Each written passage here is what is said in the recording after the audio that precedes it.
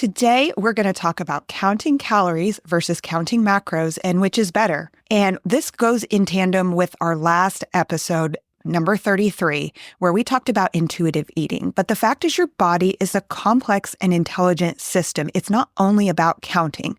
But today, we're going to break down the myth that weight loss is as simple as eat less and move more. Welcome to the Holy Well Journey podcast. I'm your host, Stephanie Hodges.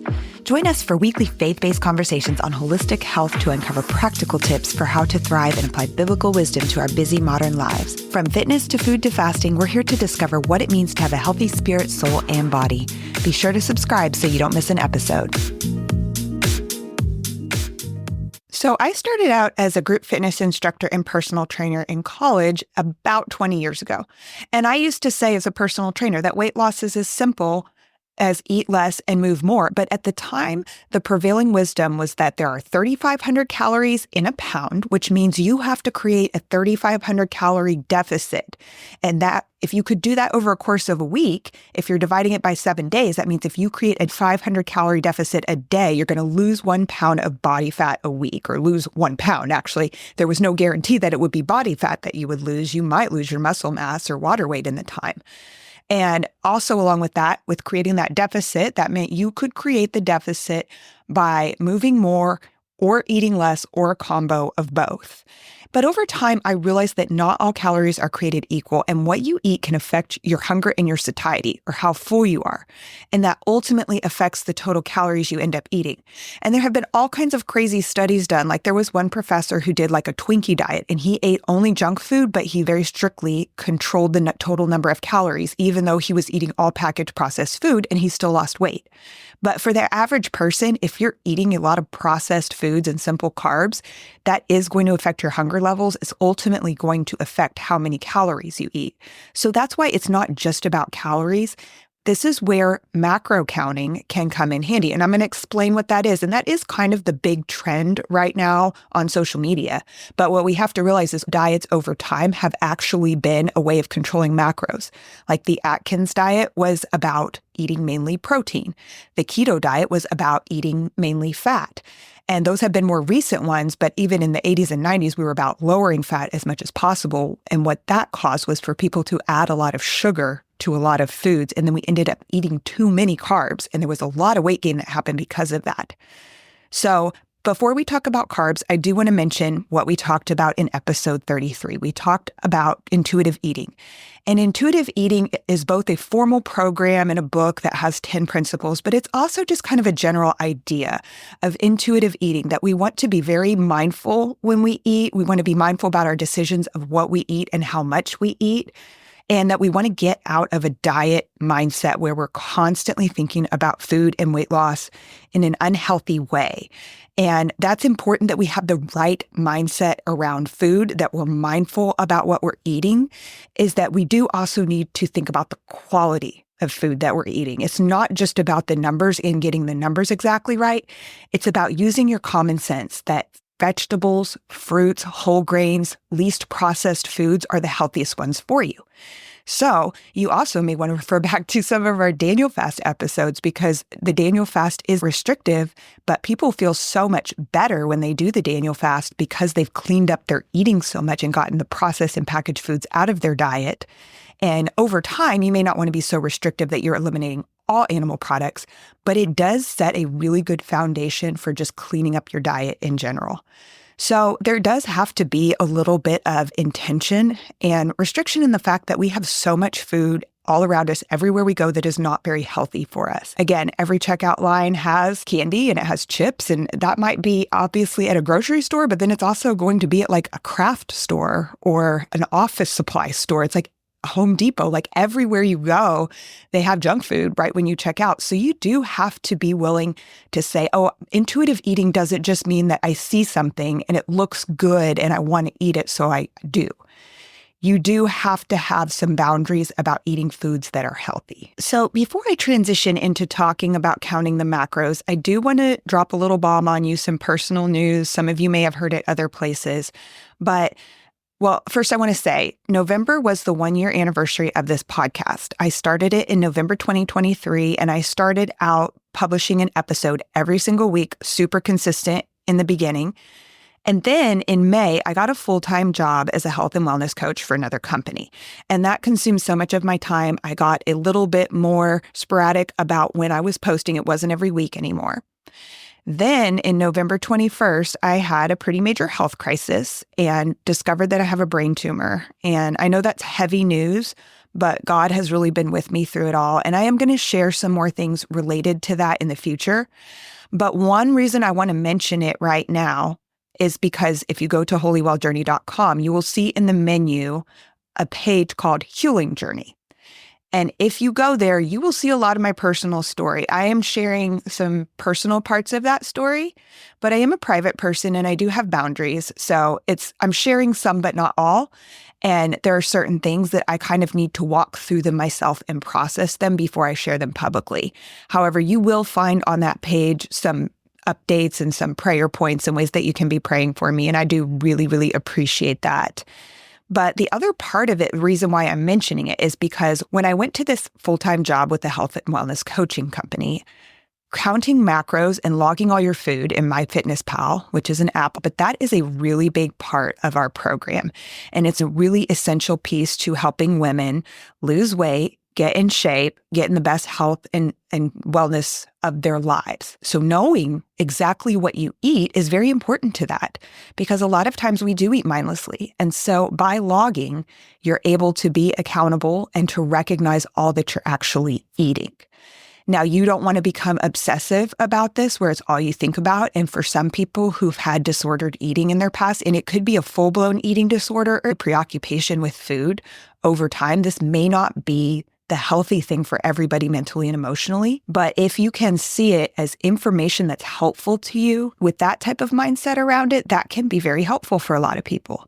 If you want to take one day a week off from logging your food every week, just have a day where you just take a break and you just eat without logging. I think that can be very healthy from a mental health standpoint. But in bringing it up in connection to myself, I did start logging because I have a pretty good idea of what to eat. I have this background in fitness and a master's in nutrition and exercise science. So I'd have a very good general idea of good nutrition and what to eat. But I did start logging for myself a lot over this summer and fall and just being very aware and using that tool because I'm asking other people to use it. So I want to feel what it feels like to have to do it every day. You know, when you're giving people advice, you want to have done it yourself and have the personal experience to understand what you're asking them to do. So as I went through my own health journey, which involved going to the emergency room and then being in ICU for 5 days and barely eating, and then adjusting to going home and how I was eating and what I was eating, I felt like it was really important for me to log everything. It was very interesting to me. It wasn't about like, oh my gosh, I have to control what I eat. But because of the medication I was on, I was so hungry, hungrier than I've ever been in my life. And I was eating so much. And I'm just like, whoa, I am fascinated by how much I'm eating and how much this adds up to. It's like, I really have a more of a scientific mindset around it than emotional. I was just like, this is amazing that I'm eating this much food. And I did gain weight from it, but it's okay. I just like having the knowledge. And then I do like to see how I can get myself back on track and back to the healthiest diet that I can eat. That's important for me. And I hope that you can have that mindset around it too, because I do think that a lot of people get very emotionally attached to how they're eating and they can beat themselves up for it. They can feel so guilty. This is not about control and feeling guilty about what you eat. This is about information that will help you. Now, this has been a pretty long intro to this episode. Thank you for bearing with me, but we're going to talk about why counting matters in general. Nutrition science has consistently shown that tracking food intake helps to achieve health and fitness goals. There's been all kinds of studies and research that has shown that just by writing down what you eat, you're more likely to lose weight.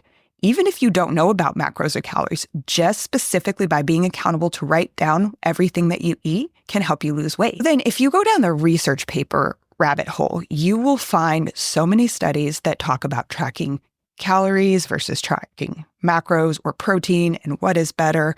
And so that can really take you into a very complex discussion. I do want to say that counting macros and not just calories does help you to feel better and feel more full and feel more energized than counting calories alone. So here's some simple definitions. Calories are the energy content of food, measured often in kilocalories. You'll see that as kcals. So here's the basic thing. Food has energy, and that's how you get energy. You have to have food. And if you eat too much food, you have too much energy and it gets stored as fat. So your stored fat is stored energy. Eventually, if you're not bringing in enough food, when you start not bringing in as much food or you start expending more energy through exercise and physical activity, your body's going to need to tap into that stored energy in the fat. And that is how you can get in great shape, lose weight, whatever your goals might be. Macronutrients, often called macros, are the three main nutrients that make up calories and that our body needs in large quantities. So micronutrients are our vitamins and minerals, and that's kind of a different story because although they're very important for health, they don't give us energy and they don't really make up the calories. But the macros are proteins, carbohydrates, and fats. So if we were to count calories, that focuses solely on the energy intake. And it's still operating under the premise that we have to create some kind of calorie deficit if we want to lose weight. We have to consume fewer calories than we burn or burn them through exercise and physical activity. And so while that's very simple, it also doesn't consider the nutritional quality of food. Like you could eat all your calories in M&Ms and try to stay under a certain amount, or you could eat your calories in vegetables and salads and fruits because you can eat a lot of salad for very few calories and feel very full. And not only are you feeling fuller, but you're getting fiber and you're getting really quality vitamins and minerals. So macro tracking goes beyond just the total calorie count. It involves monitoring the proportion of proteins, carbs, and fats in your diet. And this method ensures that you're not just eating the right amount, but you're consuming the right types of nutrients. And that's important because there's a purpose to having carbohydrates, proteins, and fats. And one of these may have a bad rap in your mind, or maybe they all do, but they're all very, very important to your health. You need protein, you need fats, and you need carbohydrates. So sometimes balancing calories is really ineffective, and it oversimplifies human metabolism. And some reasons for that are that we do have metabolic complexity. Not all calories are metabolized by the body in the same way, and they may cause a different hormonal response. And one example is that protein, the reason high protein diets have been so effective over time from Atkins to carnivore diets is that protein requires more energy to digest compared to fats or carbs. This is called the thermic effect of food. It's part of your metabolism. The other one, which I've mentioned, is that nutrient quality matters. The nutritional value matters. So 200 calories from a candy bar impacts your body differently than 200 calories of chicken. Nutrient-dense foods support preserving your muscle and your metabolic health. And then empty calories can often trigger inflammation in the body and they can disrupt your hormones. The long-term sustainability is really important because calories only can often lead to yo-yo dieting because if you end up going out to eat, it can be very hard to control your calories because restaurants, their portion sizes are so big and it's just hard to know what you're eating. That's where the intuitive eating part comes in, where you also have to be aware of how you're feeling and what's going on. And so there's some limitations to a calorie-only approach for weight loss and health. So I want to give you some practical tips for getting started with counting macros, but also first to talk about what these macros are, just in case this is new to you need a little bit of a refresher. Let's first talk about proteins. Protein is one of the building blocks of body tissues, in particular critical for muscle repair and growth. Very, very critical for getting a toned and strong body. Protein also supports your immune function, and it's essential for many enzymes and hormones that the body produces. As we talked about before, it also takes longer and it takes more energy to digest, and it can promote that satiety, that feeling of fullness. So recommended intakes are like a very low amount in general, 10 to 35% of daily calories. That's a huge range when you actually get into practically eating. So although the standard recommended daily allowance, like the baseline so that you're not getting sick, is 0.8 grams per kilogram of body weight. However, many people will say even the general recommendations are to go to 1 gram per kilogram body weight if you're older, if you're past a certain age that's important for you, or if you're trying to build muscle, or if you're sick. higher protein might be recommended. Now, for those of us in the States, it is hard to calculate kilograms. We're so used to pounds. One of the general recommendations you'll hear is 1 gram of protein per pound ideal body weight. So what that means is if your ideal body weight is 150 pounds, you would eat 150 grams of protein. And if 150 grams is your ideal body weight, but you're currently 190 pounds, you still want to go for your goal because 190 of protein is a lot of protein. And it can be different for men versus women, how much protein they can handle eating. And not only just men versus women, but also just different personalities and different taste preferences for some people. And I really have seen this firsthand from my clients. For some people, it's very easy for them to eat a lot of protein. For others, it's very, very hard. So it is a little bit individualized, and it's something you want to build up to gradually. So that's where the tracking comes in. Once you see in MyFitnessPal that you're only eating 80 grams of protein a day, but if your ideal body weight is 150 grams, don't make that change overnight. Try to add like 10 grams a week or up to 20 grams a week or every couple of days. Build up to it because you're likely to not feel good making that drastic of a change, and it will make you constipated and affect your digestive system. So gradually build up your protein until it's at the level of that ideal body weight. Protein foods, any types of meat, chicken, fish, and also eggs and milk and dairy, Greek yogurt. If you're looking for some vegan sources, soy is a good one. There is some protein in beans and nuts and seeds. And often for a lot of people, having a protein supplement is helpful. And that might be in a whey protein shake, or it might be in a bar. Now, don't overeat. Get as much from natural whole food sources as you can. And then if you need to add in a bar or a shake, try to limit yourself to 1 a day. Okay, and try to get the rest from natural sources. So proteins was the first macronutrient we talked about. The second is carbohydrates. Carbohydrates are the primary source of energy for the body and the brain. They fuel our high-intensity activities. An important detail is fiber is a type of carbohydrate, and that is very, very important for digestive health. That's a whole other topic to talk about gut health. The other thing about carbohydrates is if you are eating complex carbohydrates versus simple, it can help to regulate your blood sugar and your insulin response. Carbohydrates aid in muscle glycogen replenishment. So the recommended intake can range from 45 to 65% of daily calories, but some will recommend a little bit lower. Maybe like a 30% protein, 30% fat, 40% carbohydrate. That's often a popular split. So you want to look for complex carbohydrates. And again, natural sources, chips and candy are very high in carbohydrates, but they're not the healthy form. You want to look for whole foods like brown rice, sweet potatoes, oatmeal. Any type of fruit or vegetable is going to have some carbohydrates, but a lot of vegetables are actually pretty low in carbohydrates, and they're high in fiber. So those are very good for you. Okay, now the last one we're talking about is fats. And even just the word fat, we have a bad association with in our mind, but our body absolutely has to have fats. And there are healthier forms of fats. So fats help with hormone production and regulation. Fats are part of our cell membrane structure that we need. They also provide insulation and organ protection. Those are all extremely important things. Fats also help you absorb fat-soluble vitamins, and that includes vitamin A, vitamin D, vitamin E, vitamin K, so they need some fat to get absorbed the right way. Fats also help to support brain function and neurological health, and they provide essential fatty acids. So for these, general recommendation would be 20 to 35% of daily calories. Fats food sources would include things like avocados, almonds and other types of nuts and seeds, olive oil. Salmon is a good source of omega-3s and essential fatty acids. That's very important. And different cuts of meats and forms of dairy are going to have different amounts of fats in them. So again, you want to avoid the junk foods and the baked goods that have a lot of fat in them and focus on whole grain sources. So the key insight and takeaway is that if you can balance your macro intake, you are going to have great metabolic function. You're going to give your body all the raw materials to build itself up and get everything that it needs to get. So we want to have a good balance of macronutrients no matter what. Whether you end up counting everything or not, just know that none of these are bad. You shouldn't fully exclude your proteins, your carbs, or your fats. You should find the right balance for them. So now let's close out with 5 practical tips for counting and balancing your macronutrients.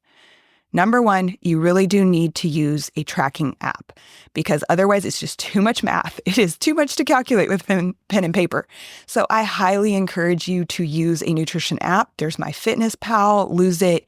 Just go into the app store and search for food tracker apps and just read up and figure out which one you want to do. But a lot of these, MyFitnessPal, it allows you to save meals, import recipes from a website or URL. It allows you to scan barcodes on food packages and it will just pull that item up. So whatever app you do use, invest a little bit of time in learning how to use it and learn all the tips and tricks. Because otherwise it's going to feel too time consuming. But as you actually learn how the app works and how all those little tools work, it will take so much less time.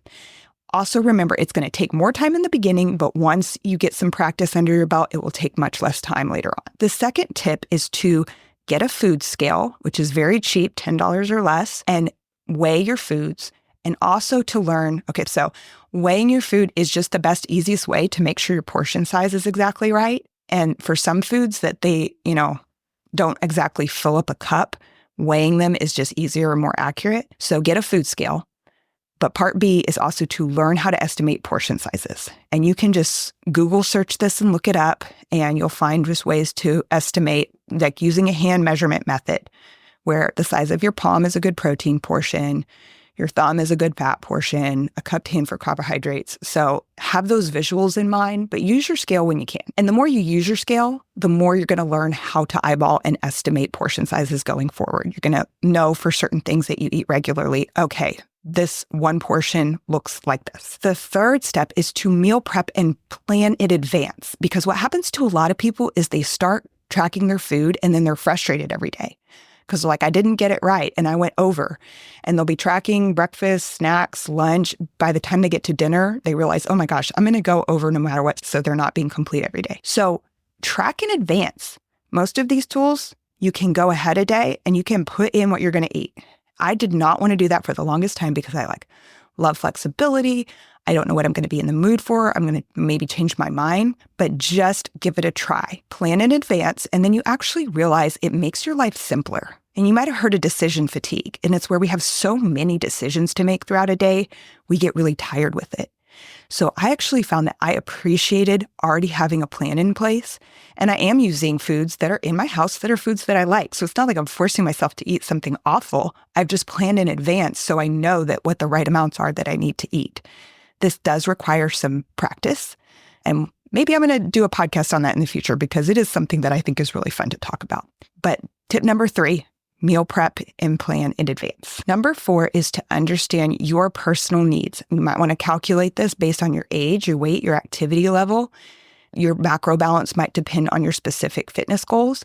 And this is where it's really helpful to consult a coach, okay? And that's not just self-promoting, but really if you can have some sort of professional help you kind of figure out at least an initial plan, that will really help you along the way. The 5th tip is finding a balance of regular tracking. So you do want to be as regular as possible. You want to get samples of both weekdays and weekends because they're going to be different. And like I said earlier, you may want to decide that you rest 1 or 2 days a week. And maybe one day is like on Wednesday and Sunday, I don't track so that I don't get burnout on this. But the other days I track really regularly. And I've learned how to use all the tools where I can just copy and paste things over and I can plan in advance. And I've learned a ton of time-saving tips. So then it is manageable over time, but it does need to be regular and consistent. I hope that this was a good intro or refresher for you on macros. There's definitely a lot more that we can dive into on this topic. And remember that nutrition is not about perfection. It's not about being perfect in what we eat. It's about knowledge and understanding and practicing good and healthy habits. So let's just learn as we go and have that kind of loving approach towards our body, is that we're not doing this to be control freaks about the numbers. We're doing it because we really want to nourish our bodies the right way. And we want to be really aware of what we're eating. It's really important to pay attention to not just the quantity of foods and not just the macro counts, but also the quality of the foods. So do a little experiment. You can definitely get one of those apps and get like a pro version, usually a trial, like a free 30 days or free 7 days. So try it for just a week and use all those tools and notice how you feel and understand how your energy level responds and your body responds. So if you found value in this episode, please do me a favor and share it with someone else or stop by the page and leave a rating or review. And we would appreciate that so much. And so going forward, I am going to talk a little bit more about my health journey. We are approaching the new year, which I would typically talk a lot about fasting. That may look a little different this year, but I am still going to give you guys some resources and information on fasting as we approach January. So have a Merry Christmas and a Happy New Year. Have a wonderful time. And thank you for all your support. Thank you for joining us for this episode of the Holy Well Journey podcast. Please be sure to subscribe, and you can also head over to holywelljourney.com to check out the show notes and the whole podcast library. That's also where you'll find information about our health and wellness coaching, which you can participate in online from wherever you are in the world. Just a reminder and disclaimer that this podcast is for educational and informational purposes only. It is not a substitute for medical advice or professional counseling. Please be sure to consult your doctor before making any changes to your diet or exercise plan or starting to fast. If you're interested in more information about fasting and spiritual disciplines, check out danielfastjourney.com. Thanks for joining us on this journey to becoming wholly well.